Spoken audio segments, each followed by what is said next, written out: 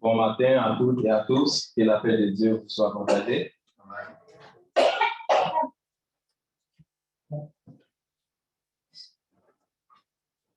Ce matin, on est tous contents d'être réunis au pied de Dieu pour l'adorer en esprit et en vérité. C'est toujours une joie immense et c'est une fête pour nous les chrétiens de se rencontrer tous les premiers jours de la semaine pour rendre gloire, honneur, hommage à notre Dieu. Avant même de commencer notre étude pour ce matin, nous allons en prière. Prions. Adorable Père Céleste, nous te bénissons. Nous exaltons ton Saint-Nom. Nous te disons merci pour ta grâce, pour la vie que tu nous as donnée en Jésus-Christ. Merci pour la santé, merci pour l'esprit de persévérance. Merci, Père Saint, toi qui nous as conduits jusqu'ici ce matin pour t'adorer. Nous te demandons, Père Saint, d'avec les autres qui sont encore sur la route pour se rendre ici, car la situation de la route n'est pas comme d'habitude. Pour Dieu d'amour, avec chacun de nous, éclairez-nous. Ô Père Saint, utilise-moi comme le saint instrument dont tu as désigné ce matin pour rédiger, pour étudier ta parole avec nos frères et sœurs, avec les élus. Que ce soit ta parole, que ta parole que je prononce dans cette étude et que la lumière soit faite. Nous t'en prions ainsi au nom précieux de ton unique Fils Jésus-Christ. Amen. Amen. Je salue encore nos frères et sœurs qui sont sur les réseaux sociaux, nos chers internautes aussi. Bon, mes chers frères et sœurs, je vous salue encore et encore dans le précieux nom de notre Sauveur Jésus-Christ.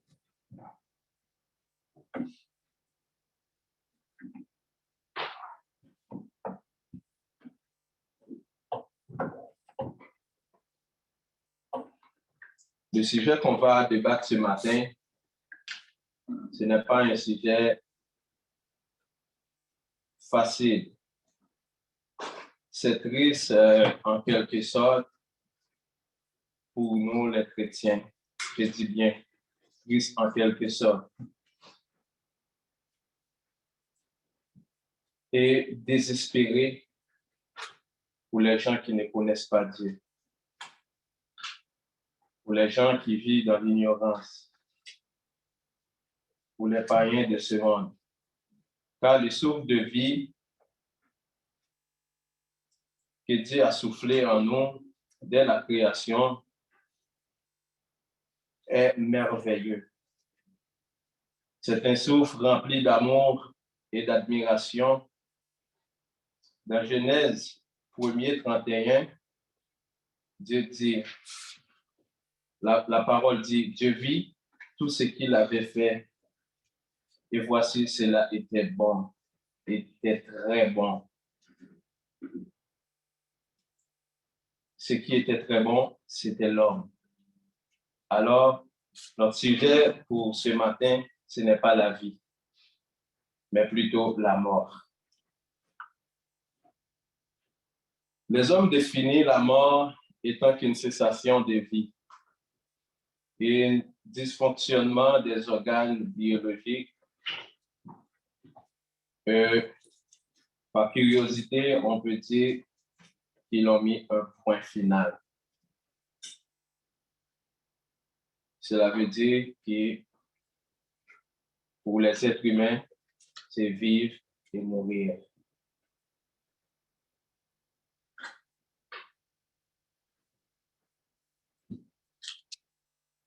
Mais la Bible vient et dit non. Non, ce n'est du tout ça. On peut lire dans Hébreux 9, verset. On peut commencer à lire pour nous trouver dans la ligne dont notre étude va s'acheminer pour ce matin. Hébreux 9, verset.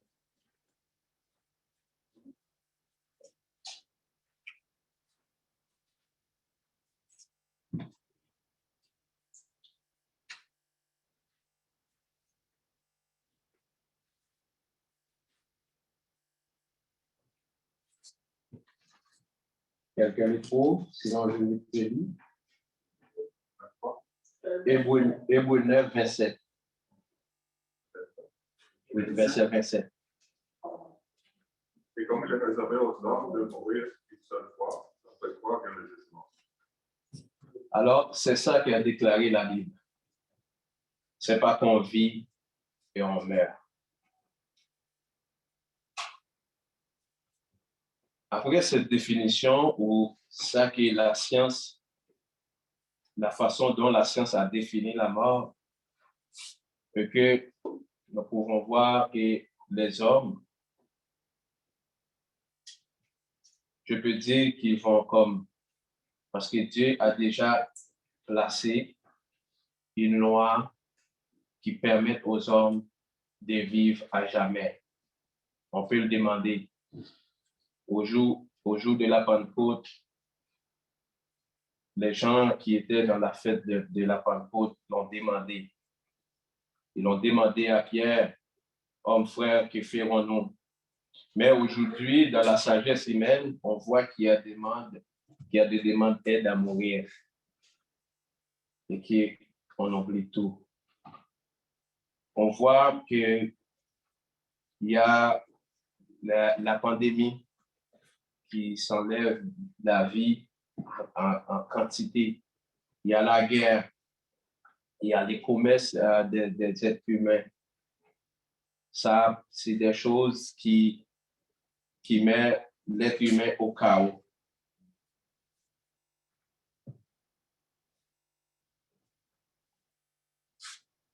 Oui, c'est toutes ces choses-là qui mettent l'être humain au chaos de jour en jour, de l'année en année.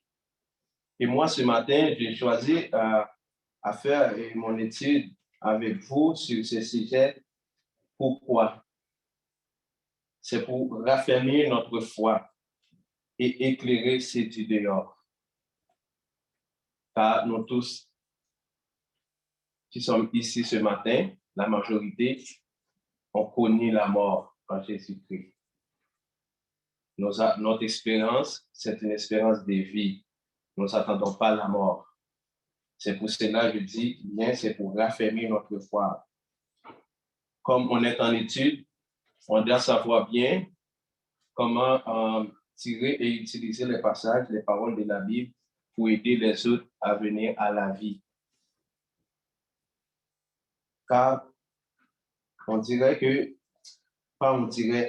la vie sur cette terre n'est plus gratuite depuis que le péché est entré dans le monde. Depuis que le péché est entré dans le cœur de l'homme, la Bible nous dit que la vie n'était plus gratuite. Comme Adam et Ève avaient toute la liberté de vivre une vie sans fin, sans douleur, sans guerre, sans famille, sans rien. Mais ce n'était plus ça après le péché. Un frère ou une sœur peut lire pour nous en Éphésiens 2, le verset 4 à 19. Encore, on va noter et on va lire et écouter attentivement pour en tirer profit. Éphésiens 2, le verset 4 à 19. Oui. Mais Dieu qui est riche en miséricorde, à cause de grand amour dont il nous a aimés. Nous qui étions morts par vos souffrances, nous a rendus à la vie avec Christ. C'est par grâce que vous êtes sauvés. Il nous a ressuscités ensemble et nous a fait asseoir ensemble dans le lieu céleste en Jésus-Christ, afin de montrer dans le ciel à venir l'infinie richesse de sa grâce et par sa bonté envers nous en Jésus-Christ. C'est par la grâce que vous êtes sauvés par le moyen de la foi. Et cela ne vient pas de vous, c'est le don de Dieu. Et ce n'est point par les œuvres, afin que personne ne se glorifie. Car nous sommes son ouvrage et avons été créés en Jésus-Christ que pour de bonnes œuvres que Dieu a préparées d'avance afin que nous les pratiquions. Et c'est pourquoi nous autres forfaits de la chair, appelés circoncis, ceux qu'on appelle circoncis, et qui le sont dans la chair de la main de l'homme.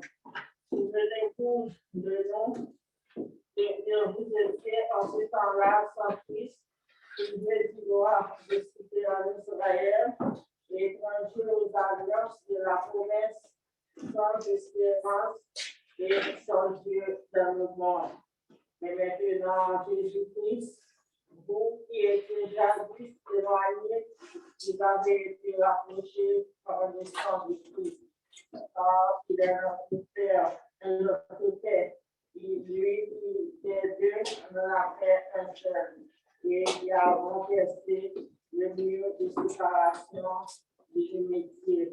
Et on anéantit par sa chair la loi des ordonnances de cette prescription afin de créer en lui-même avec les deux un seul homme nouveau en établissant la paix et de les réconcilier l'un et l'autre en un seul corps avec Dieu par la foi en détruisant par l'unité. Il est venu annoncer la paix à vous qui étiez loin et la paix à ceux qui étaient près. Car par lui, nous avons les uns et les autres accès auprès du Père dans le même esprit. Ainsi donc, vous n'êtes plus des étrangers, mais des gens du dehors, mais vous êtes citoyens des saints, gens de la maison de Dieu. Amen. Merci. Regardons comment la parole est merveilleuse. Regardons bien comment nous, les chrétiens, comment on est bien aimés, comment Dieu a pris soin de nous en donnant son Fils Jésus-Christ, en nous plaçant dans cette alliance, dans cette nouvelle alliance qui donne vie, dans cette nouvelle alliance qui nous rachète de la mort. C'est vraiment quelque chose d'imaginaire. C'est pour cela que le monde pense qu'ils n'ont rien à faire de plus que vivre la vie.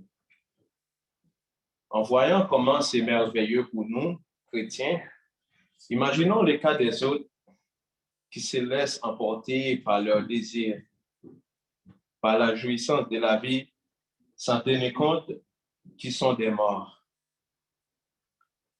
Oui, dès la désobéissance d'Adam et Ève, Dieu a déclaré que en mangeant ces fruits, que nous mourrons. Et ceci, ce n'est pas de notre jour. Les hommes meurent. D'après des passages qu'on va voir, c'est la même journée. Car pour Dieu, un jour, c'est comme 1000 ans. Nous pouvons justifier ça pour les êtres, pour les animaux ou pour les espèces qui sont qui sont pas raisonnables, comme les chiens, comme d'autres animaux, que leur espérance de vie, quand, par exemple, pour nous, un chien, le nombre d'années ne se calcule pas de la même manière pour nous. Alors, c'est de la même sorte que Dieu, pour Dieu, le monde pense qu'il vit des siècles, des années, mais non, on est toujours comme dans la même journée. Où on trouve ça? On peut lire dans Genèse 2, 16 à 17, et quelqu'un d'autre peut préparer 1 Corinthiens 29, verset 15, et une troisième personne en Psaume 102, 11. Et puis, on peut juste noter le Psaume 39, verset 5. On n'a pas besoin de le dire.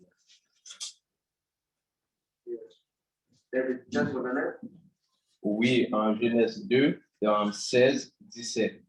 L'Éternel Dieu donna cet ordre à l'homme. Tu vas manger de tous les arbres du jardin, mais tu ne mangeras pas de l'arbre de la connaissance du bien et du mal, car jour où tu en mangeras, tu mourras. Amen. Maintenant, allons-y voir comment que la vie de l'homme passe.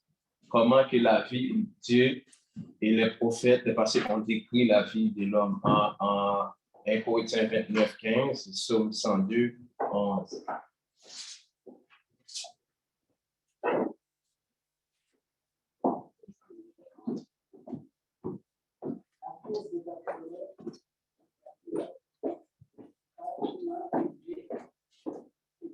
Parle un petit peu plus fort, ma soeur, au moins que nous ici, on peut entendre.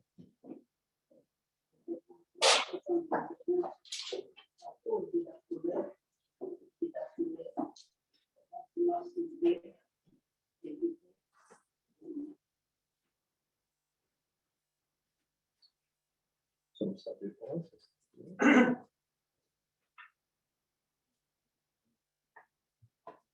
Non, c'est pas ça. Non. Regardons Psaume 39 de préférence.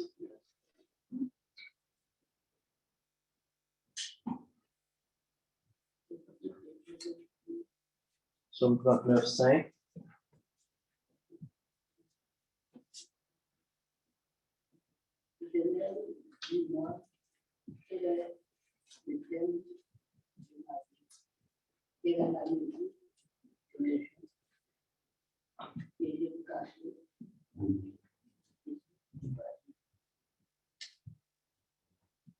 C'est sûr que la fragilité, on peut voir plus précisément 1 Corinthiens 29, 15. Il y a ça, pas 29. Wow. Qu'est-ce qu'on va dire?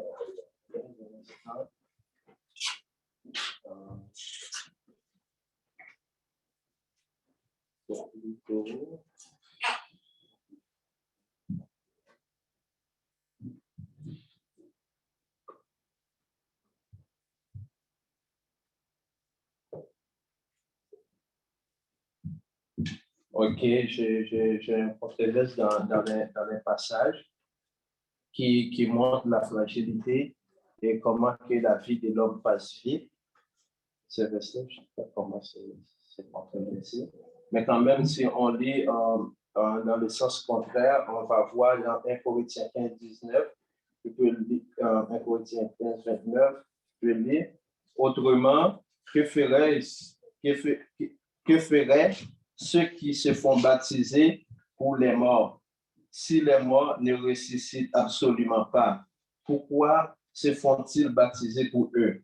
Ça, c'est un passage qui nous met dans un autre contexte, dans un autre sujet. On ne va pas le retenir pour le sujet dont on est. Je m'excuse parce que dans la doctrine du Mormon, on voit qu'il y a des gens qui vivent maintenant, qui se font baptiser pour leurs parents qui ont précédé. C'est toutes des questions que la Bible répond clairement. C'est des choses qui se font maintenant. Par exemple, quelqu'un peut choisir de se faire baptiser pour un ancien parent qui est déjà parti depuis des années et que la Bible a répondu, a démenti ça clairement. Si vous voyez, si vous avez l'habitude de partager avec les Mormons, les autres les chrétiens, mais c'est toujours des choses qui ont à voir avec la mort, qui ont à voir avec la vie. Comment parvenir à la vie.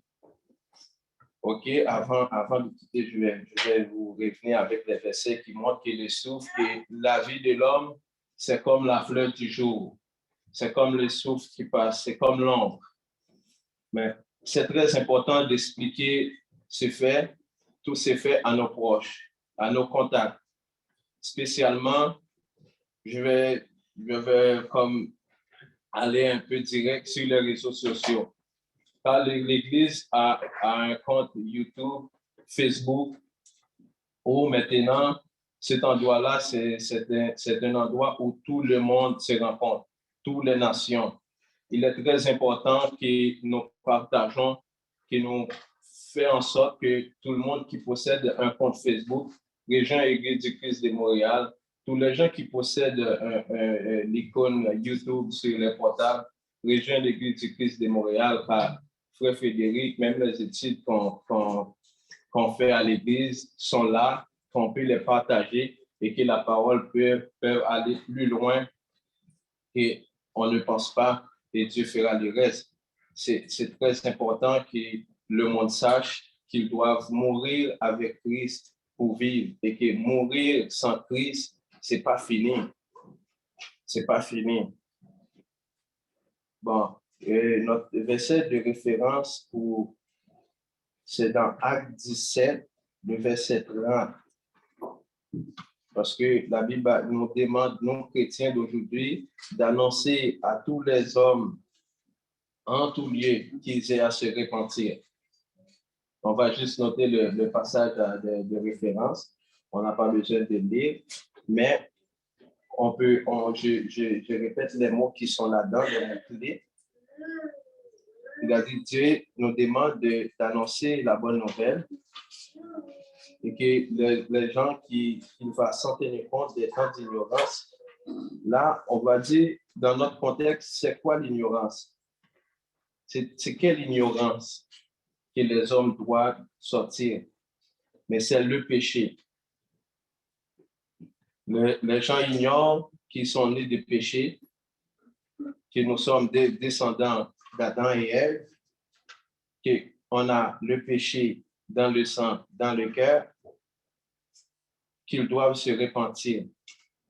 Dans Romains 5, verset 12, la Bible dit, c'est pourquoi, comme par un seul homme, le péché a entré dans le monde, et par le péché, la mort, et qu'ainsi la mort s'est étendue sur tous les hommes, parce que tous ont péché.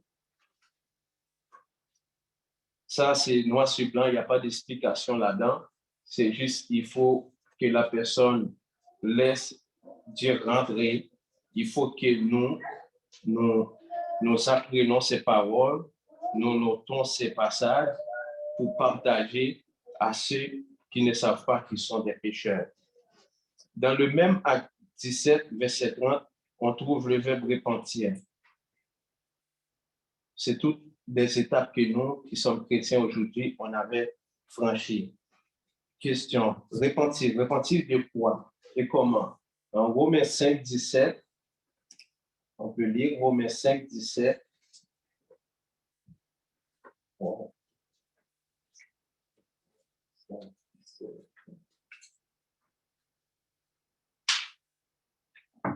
Par le fait que seule la mort a régné par un seul, à plus forte raison ceux qui reçoivent l'abondance de la grâce et du don de la justice régneront-ils dans la vie par Jésus-Christ le seul. Amen.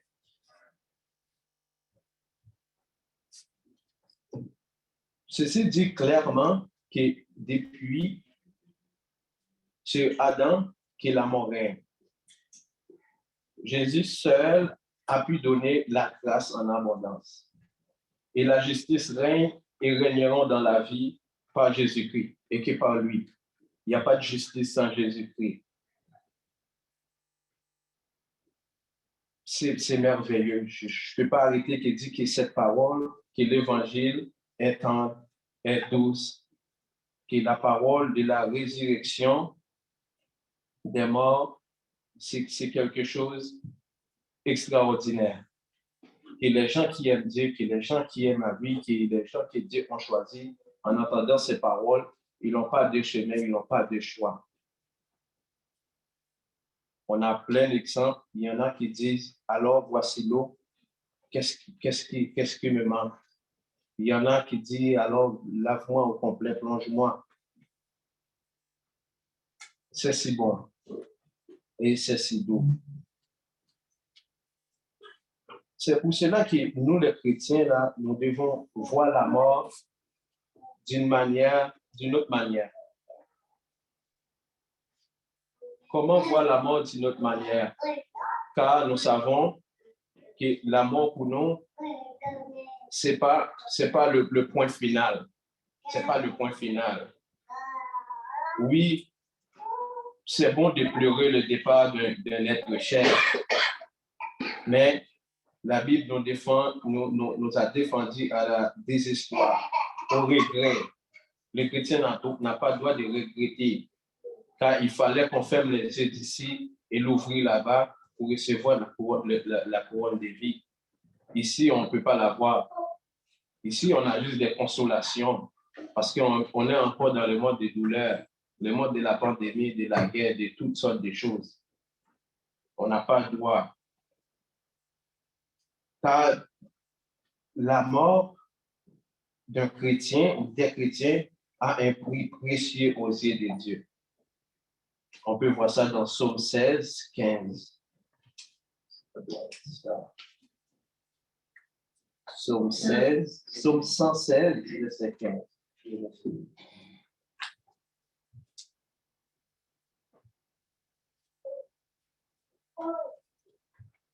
Elle a du prix aux yeux de l'Éternel la mort de ceux qui l'aiment. Amen. Et on peut lire aussi dans Psaume 72, 14.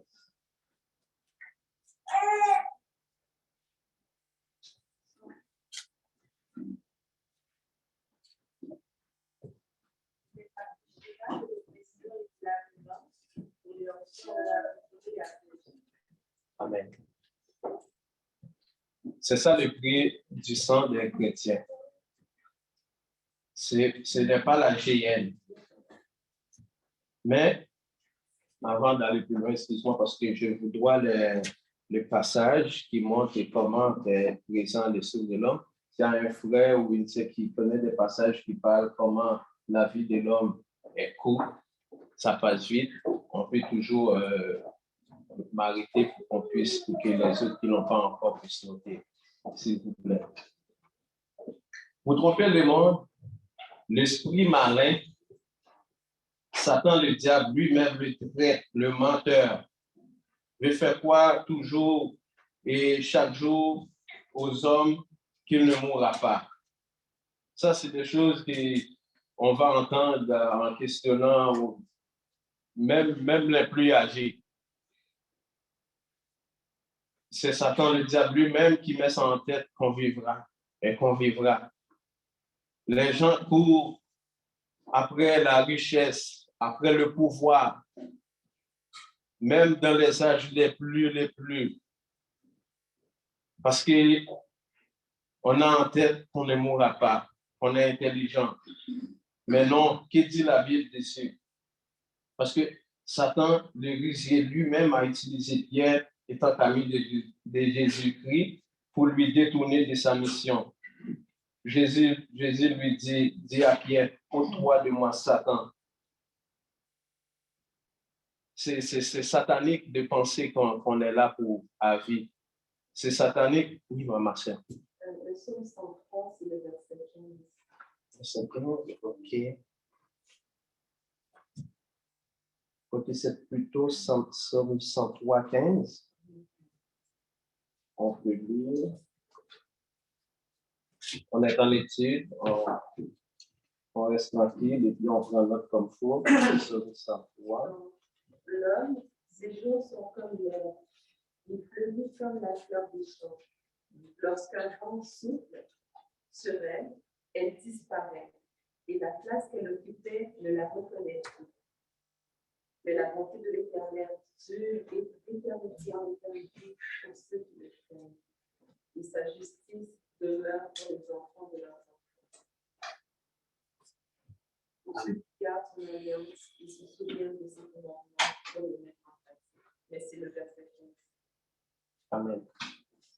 Merci, ma sœur.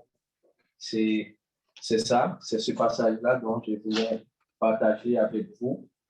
C'est ainsi que la vie de l'homme passe. On pense qu'on vit, mais malgré tout, on voit que la mort est encore plus longue que la vie. Satan, l'esprit malin, met en tête qu'on ne mourra pas. Il y a des gens qui, vous allez prêcher l'évangile, vont dire, ah, c'est très tôt, j'ai plein de choses à faire, je ne suis pas encore prêt. Oh non, je ne vais pas mourir, je prends toujours attention quand sur l'autoroute, je mange bien, je vis dans un pays qui a de la sécurité, il n'y a pas de crime, je ne vis pas dans un quartier où il y a des meurtres. Tout ça, c'est scandaleux. C'est scandaleux. Jésus lui-même a relaté ça à Pierre parce qu'il lui met en scandale en disant des choses pareilles. Car Jésus, lui, il sache qu'on était mort. Et l'équation s'est renversée. C'est plus une question, il faut vivre pour mourir. Maintenant, il faut mourir pour vivre. Il faut mourir pour vivre.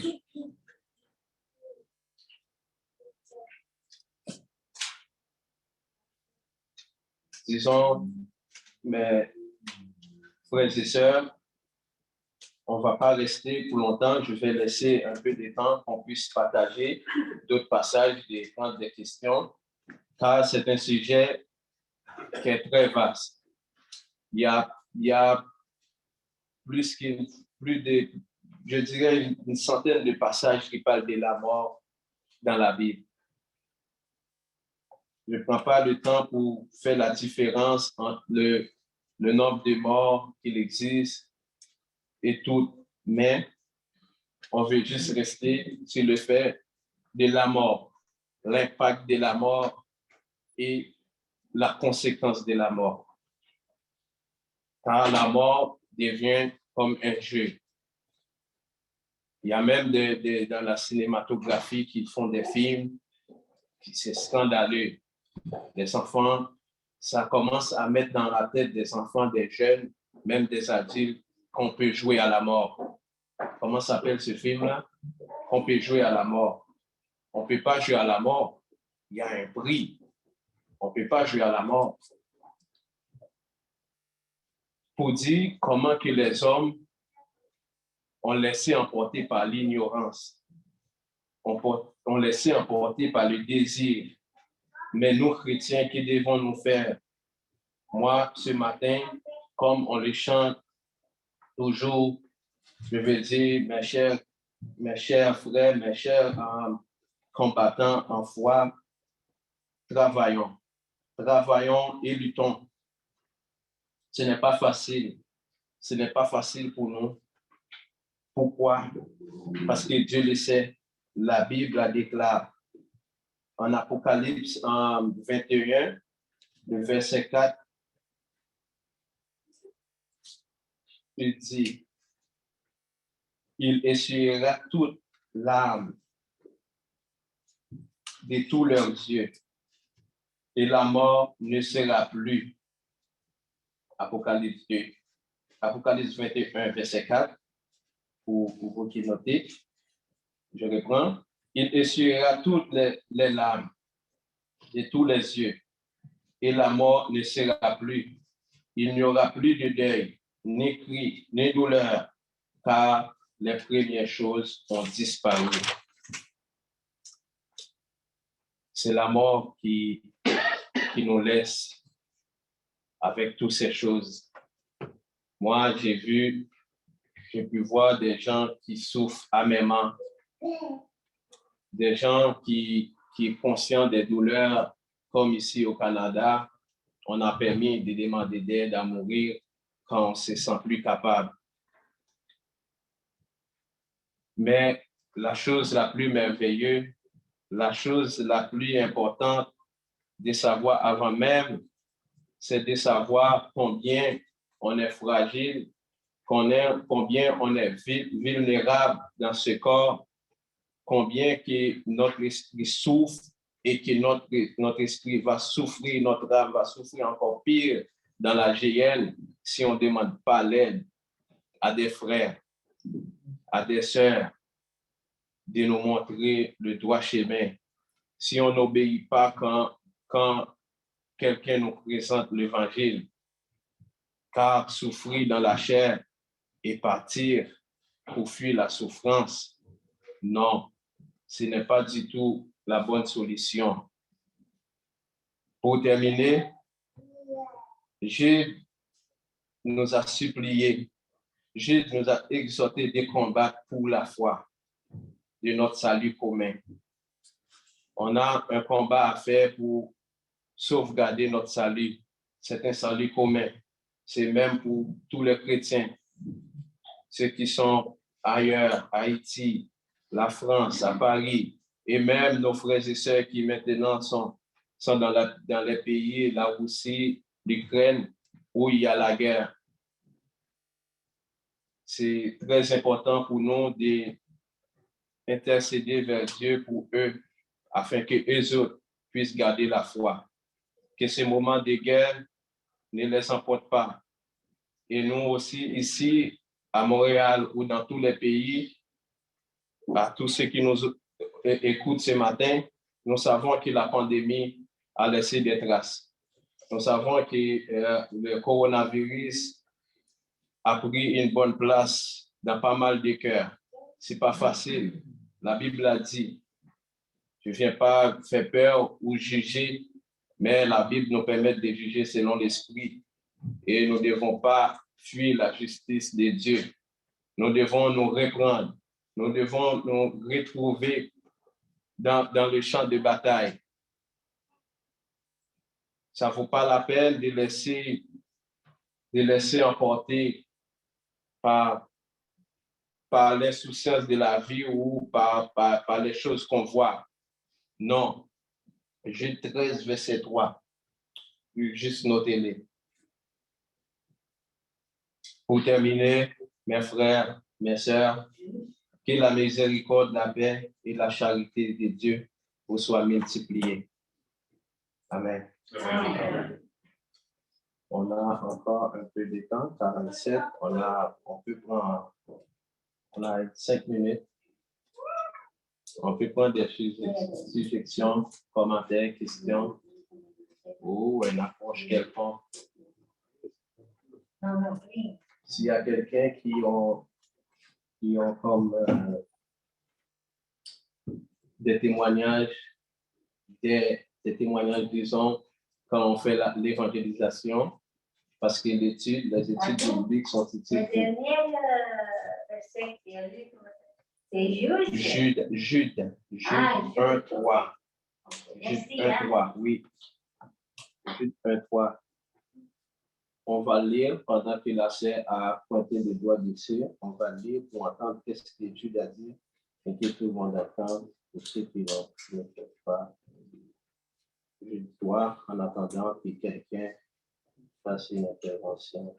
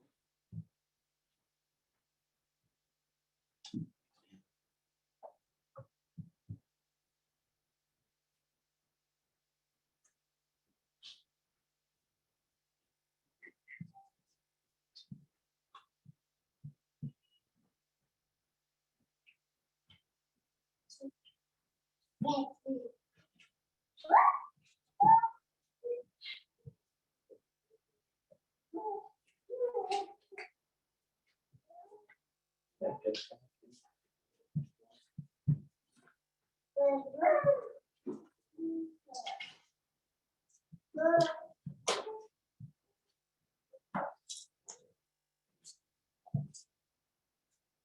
Oui, le Jude 1:3, ça veut dire.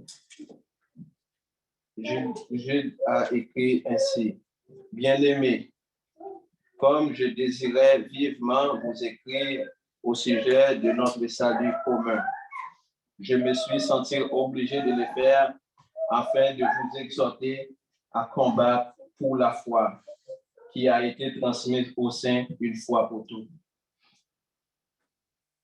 C'est ça l'exhortation. Alors, s'il n'y a pas de questions ou commentaires, quoi que ce soit, je vous remercie tendrement de m'avoir écouté. Que le Seigneur vous garde.